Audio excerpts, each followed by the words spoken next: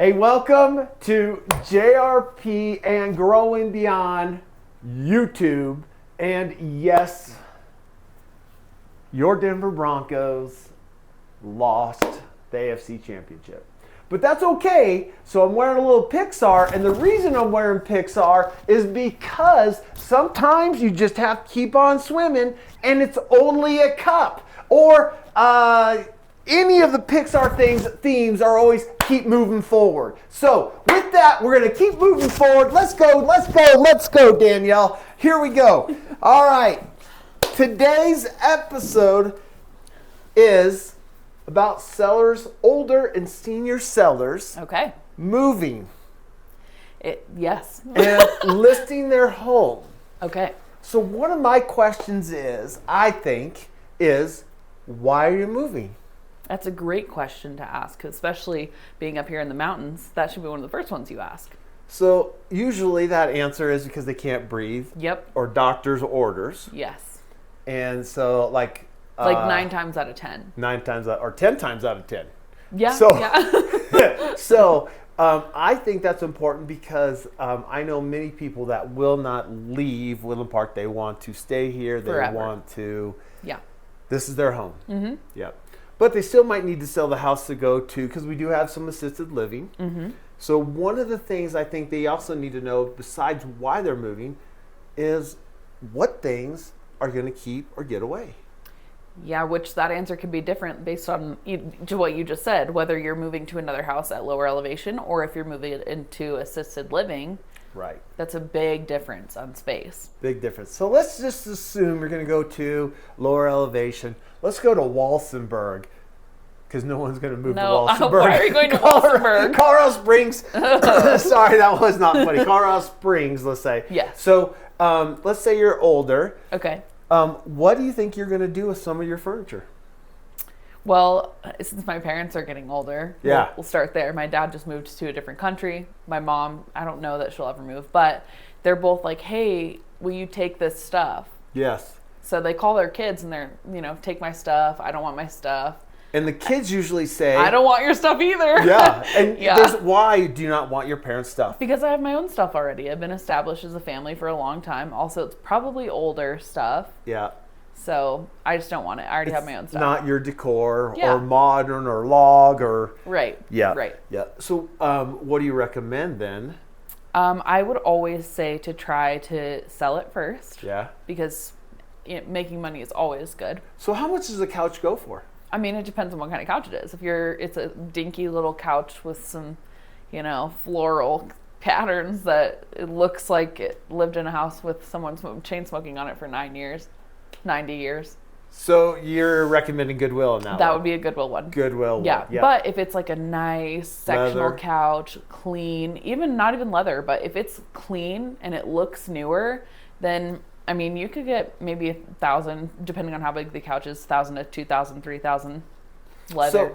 So you need to know your market on that, and we can help with that. So like in Woodland Park, there is not a garage sale community. Not really. Not really. But if you're down like in Colorado Springs, then you can go to the flea market. You can probably sell a little bit better, but then that means hauling it all down there, sitting there, getting the pass, doing those things. So we walk through those types of things. Yeah, the other piece on that too, being an older seller, trying to sell your furniture and items like that, a lot of agents will say, well, we'll just put it on Facebook Marketplace. And then older sellers are like, I'm sorry, what? Yeah. So we have things that help you with that.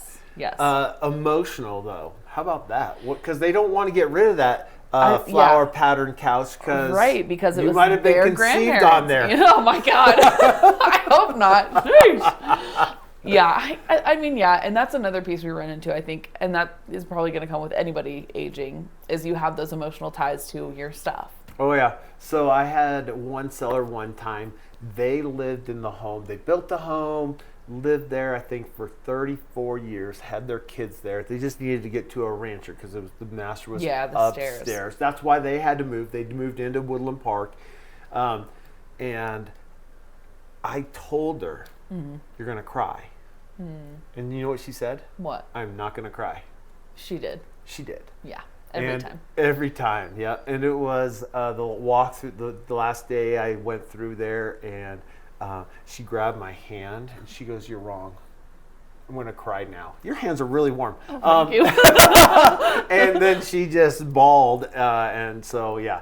So emotional, moving stuff, elevation. We talked about some of that. Yeah. I do have a little cheat sheet. I even went 2020 something on this. I'm using my phone. I know you should be really proud of my cheat sheet. Good job. So one of the other things too, I think you have to look at is, are you going to be independent? Are you going to be moving in with family? How would you feel if your family had to move in with you? I mean, I joke with my mom all the time, if she doesn't calm down, then I'm not putting her in a nice home. Yeah.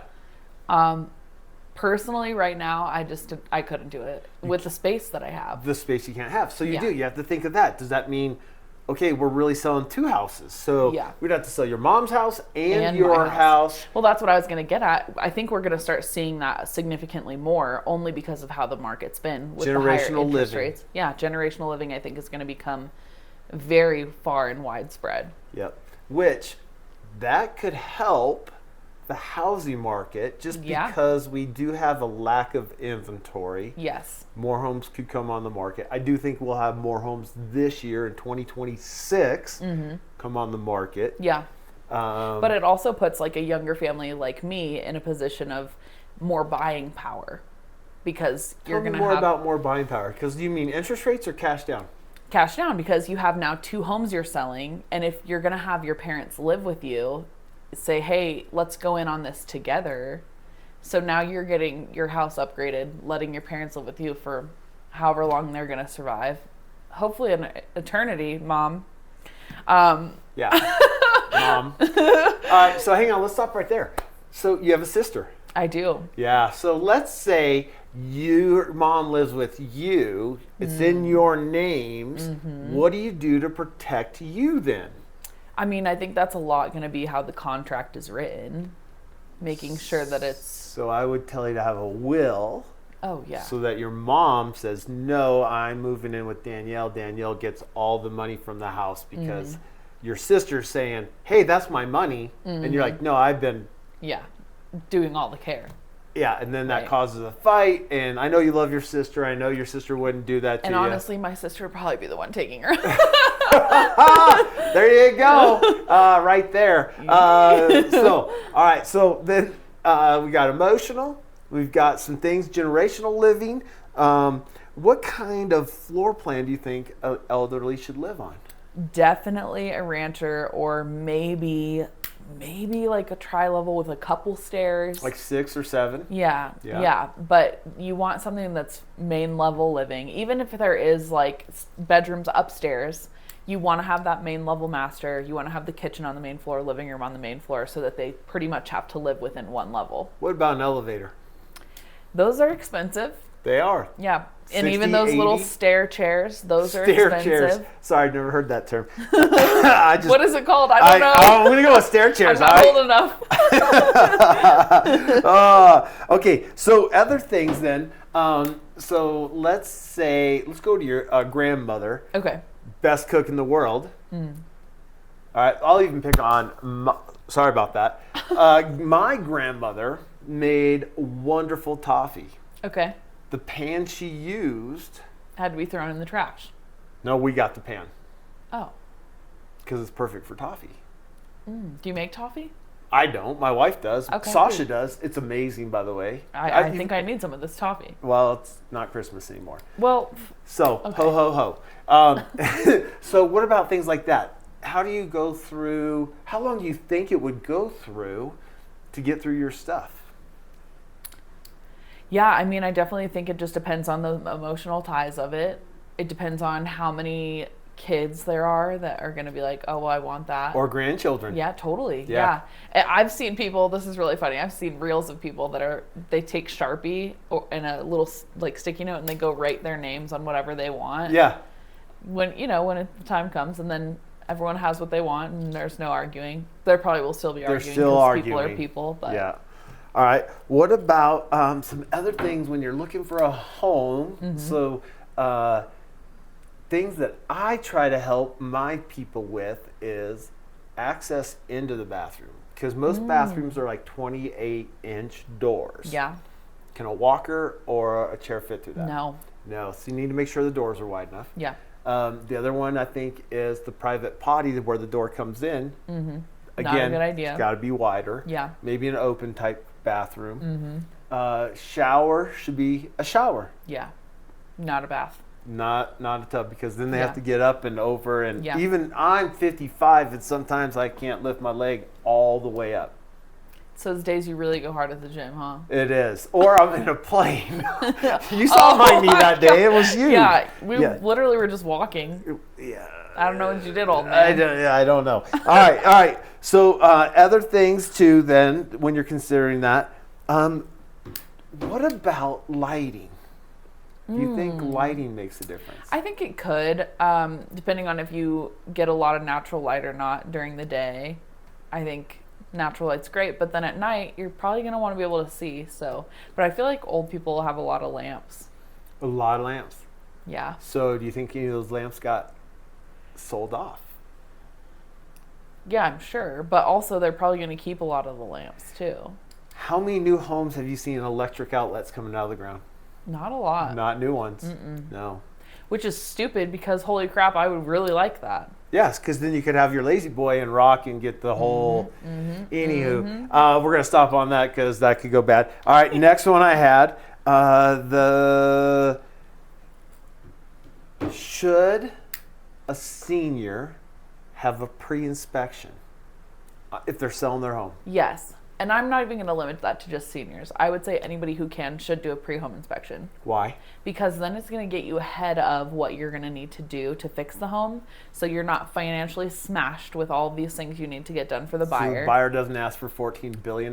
Yeah, exactly. And then you're also kind of in a position where you can, get stuff done, have it out of the way, know what's coming ahead, and not have as much stress on the situation. So what I hear you saying is call us now if you're thinking about moving, get the inspector in, then you're going through all your emotional, like, oh, I love this little banana. No, throw the banana away. It's not bananas. So you can go through that with your kids, mark it up, fix things. What things do you think should always be fixed or checked? Anything that's not cosmetic, really. I would say, well septic up here in the mountains, definitely have those checked. Or even down in El Paso County. Yeah, especially in El Paso County, start the well or septic early. Yeah. Because that's a pain. Any kind of electrical stuff, you'll probably want to have that checked. Structural, any structural, I think that's another really good one. Yep. We're looking at some stucco things. Yep. Get all those done. Foundations. Yeah. Let's say you had a cat. I don't have a cat. Oh boy, okay. All right. What do you think on that then? I'm sorry for saying this, but I think cats will kill a deal faster than anything else. Let's go, how about this? Let's be a little nicer. How about we give the cat to a new family? Yes. And then we take all the curtains down because they're probably maybe floral pattern too. Also probably yes. And they smell like cat. Yeah. What about the floor? Yeah, I guess it just depends on how well trained the cat was. I would think it would depend on market conditions, because if you put in a floor and then let's say I put in a nice carpet, what kind of flooring are you going to most likely put in? Probably LVP. LVP. So, but that's another thing. That's cosmetic, right? That is cosmetic. Subjective. The only way I would say it's not is in the allergens portion. If you have carpet in the house and you've had the cats in the house for years and years and years, I would say you might want to put in a cheap builder grade carpet just to replace it. Yep. That way there's not the dander and the cat pee and all that stuff. And I would go ahead and kills the floor. Absolutely. Yeah. Yeah. All right. So we got roof, we got the foundation, we got some maybe some cosmetic things. Yeah. All right. Last one then is on my notes here is, let's say you get it listed. Do you need anything during the contract as a seller? Maybe in your mind. Oh, that's a loaded question because it's going to depend on a lot of variables. Let's say they want a 30-day closing. The sellers do or the buyers do? The buyers do. Okay, so the buyers ask for a 30-day closing, which good thing you hired us and we told you to get started early because now you're ahead of the game. Yep. But it could put you in a little tight spot if you don't have help. So you might need a post-possession. Yes. Okay, so post-possession. That can either be rent. Mm-hmm. How do you feel about renting your own house? I mean, I would hate it, but I don't know. I'd try to negotiate it so that I could have an extra 15 days for closing. And I think that's the right way to do it, is to close a little bit later. Yeah. Maybe you can close 2 or 3 days before so that Yeah. you're done. But 40, 45-day closing might Yeah. be better for someone that's more elderly that needs help For sure. moving. Because when you move, who helps you move? The kids. Maybe. Maybe, because they might not show up that Yeah. day, even if you're offering pizza and pop. Yeah. That's why I said pop, not Coke. Someone laughed at me the other day. I go, like, I'll take a pop. They laughed at you for saying pop. Yeah, people don't say pop. Let us know on that. Put it in a comment. Do you say pop, Coke, bubbly? Okay. I don't know. All right. Dr. Pepper, baby. All right. What any other things that you... Oh, documents. Last one. I lied. So important. Yes. What Yeah. documents do you need to keep? Do you know that answer? What documents do you need to keep? Or do you want me to answer Like that after you close? Or let's say you see my shelves. You're not going to get to see my shelves. What documents do you think I really need to keep when I move? I mean, anything pertinent to the sale of the house. So your inspection reports are great. All your closing documents, your package. What any about lending. medical? Medical as to what? So I think you keep medical bills maybe for 1 year. Yeah, medical bills for a year. Yep. Taxes, I would do 7 years worth of taxes Yep. because I have people that they have their taxes from 1970 still. That's crazy. It is. Yeah. Yep. And then I would say they need to keep any driver's license or anything, just make sure they have those because they're going to need those at closing. Yes. Passports. Yep.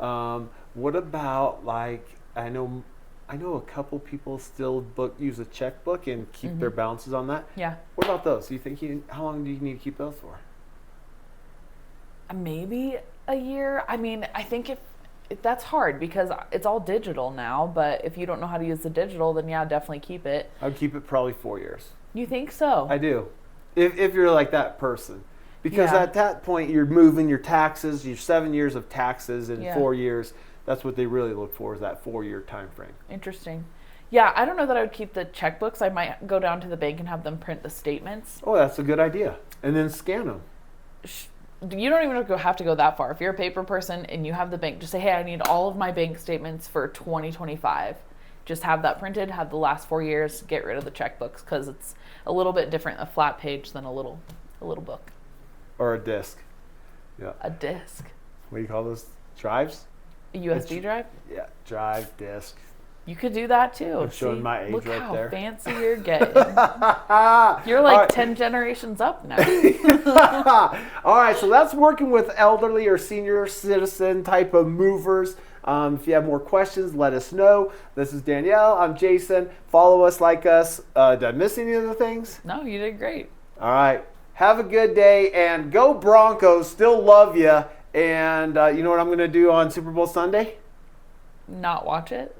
I will probably go skiing, maybe. Really? Yeah. Enjoy. Yeah, or I don't know, maybe watch volleyball because Sasha's volleyball. There you go. That yeah. sounds like a good plan. No one really wants to watch. Who's playing? The Seahawks and Patriots? Is that Yeah, it? I saw a picture yesterday. It said a little circle Seahawks, little circle Patriots, and the rest of it is baseball. The Olympics. Oh the my gosh. Olympics open Yeah, there you February go. 6th. Watch that. Perfect. Shout out to John